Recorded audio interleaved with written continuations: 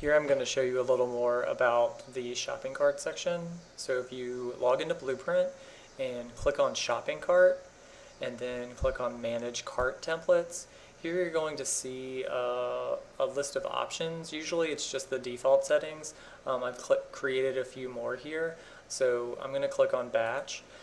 And here you can see, this is where you can set up how your storefront will look when the customer visits your website, depending on the cart that you have associated with your job. The important part for us at the lab would be the shipping and handling section.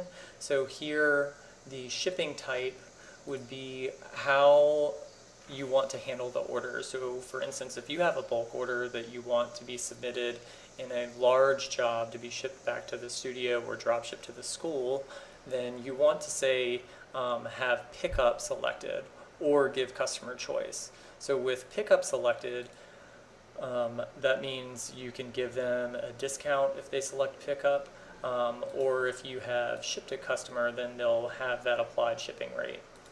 So if I leave that here, you can see location would be selected here. That's going to be what displays to the customer when they go through the cart and start to place their order. So this could be anything, studio, school, anything you want listed there. This is just a text field. If you want to see what that looks like, you would see that within the job. So if I go to the job, and then on the bulk packaging section, you can see ship pickup orders to studio or ship pickup orders to, and this would be the dropship location.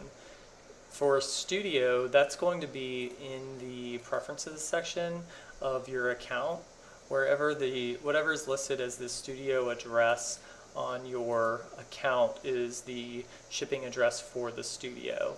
So you do want to make sure all of these are set up appropriately if you want the bulk ordering to be ordered properly.